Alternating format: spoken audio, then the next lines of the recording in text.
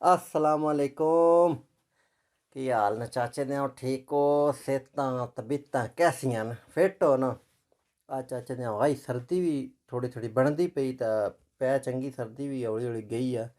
ते मैं ना अज आके तुहाडे कन्नै एक निक्की जी गल रखदा।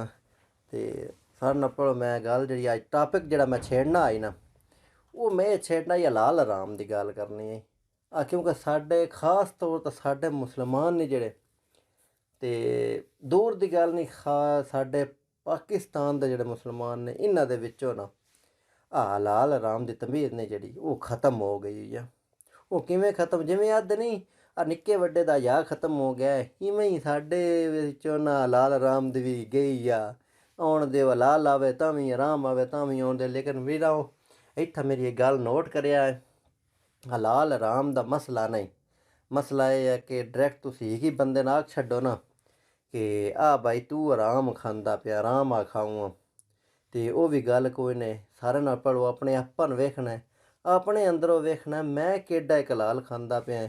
उत्थे इस वास्ते मैं ना अज तुहानू कोई निक्के टॉपिक ते लै चलना। एक निक्की जी वीडियो है ना ओह् ज़रा थोड़ी देर वेखो ना, उस तो बाद अगली गल्ला दा वेखने वेखो।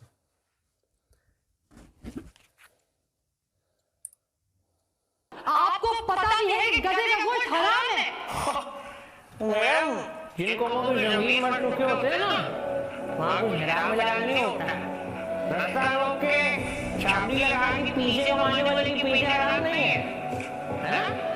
एक या दो दो पंचर लगाने वाले के पीछे हराम नहीं है भाई। मुल्क पाकिस्तान के पीछे बाहर वाले मुल्क में लेके जाके वहाँ बैंकों में भरने वाले के पीछे हराम नहीं है। लेकिन हराम हो गया तो भाई सही का कमाल बात करते हैं मैडम। इत्था वीरा तुसीं हुण गल तां ओह्दी पूरी सुनी है, लेकिन मैंने थोड़ा लगदा है इंदा कि तुहानू ओह्दी थोड़ी समझ नहीं आई होनी। क्योंकि ओह्दी जबान आ ओह् पख्तून अद नहीं है पठान। ओह् पठान तो ओह्दी जबान थोड़ी तुहानू पता पठान जिस टाइम उर्दू नहीं बोलदे उस टाइम समझ पूरी औंदी है। तो मैं ओह्दी गल दसदा एह् शायद किसी फिल्मा दा शार्ट आ या कोई ड्रामे दा जिवें भी है किसी जाई तो ना एह् कड्ढेआ गेआ क्लिप। ते एह्दे बिच्च ओह् जेह्ड़ा है ना पठान शकील ओह्दा नांऽ है ते ओह् आखदा है गधे दा गोश्त जेह्ड़ा नहीं ओह् हलाल आ।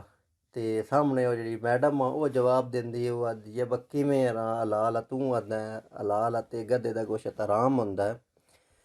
ते इत्थे ही आ के अदालत च उन्हां दोवां दी गल टोर पैंदी है।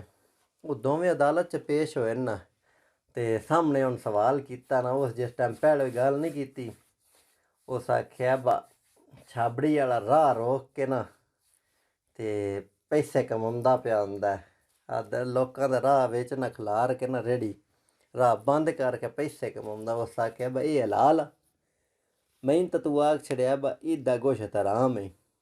तो दूजे नंबर तो उस आखेआ कि जेह्ड़ा कि होंदा अपने मुल्क दा पैसा चोरी करके बाहर लै आना एह् हलाल आ हराम आ।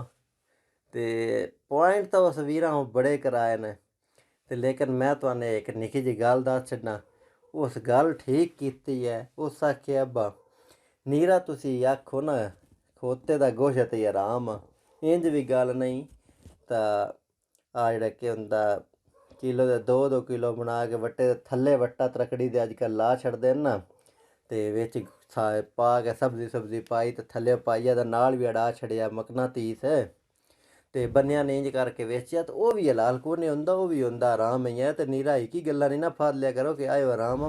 ते इस वक्त मैं तुहानू क्लिप विखाना कोई नहीं मैं विखाया एह् मैनू बड़ा चंगा लग्गा। मैं आखेआ अज तुहाडे सामने भी एह् रखदा कि गल तां बड़ी पॉइंट दी उस कीती आ। ते अगर जे तुसीं इन्न समझेआ होवे ना इस वीडियो वीरा तुसीं समझो ना एह् इस तो अग्गें एंड है। ते लेकिन हुण थोड़ा अपने अंदर भी ना थोड़ी इंसानियत भी पैदा कीती करो कि हलाल हराम न वेख्या करो। नीरा हलाल हराम खा के तुसीं अगां जा के भी जवाब देना है। अल्लाह वेखो सानू दो राह विखा छड्डे ने इक हलाल ते इक हराम। हुण वीरा टुरना असीं आप आ। अल्लाह आखेआ हलाल अल चलसो तां कामयाब हो हराम अल चलसो तां नाकाम हो। ते लभसी तुहानू दोवां रावां तो जेह्ड़े मर्जी राह ते टुर पवो।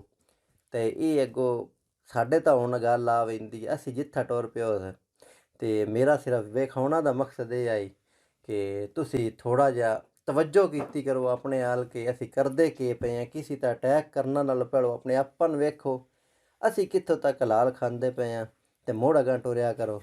ਇੱਥੇ ਮੈਂ ਥੋੜ੍ਹਾ ਜਿਹਾ ਨਾ ਆਪਣੀ ਗੱਲਾਂ ਨੂੰ ਬ੍ਰੇਕ ਮਾਰਦਾ। ਹੱਸਦੇ ਰਹੋ ਵਸਦੇ ਰਹੋ ਤੇ ਰੱਬ ਸੋਹਣੇ ਦੇ ਹਵਾਲੇ।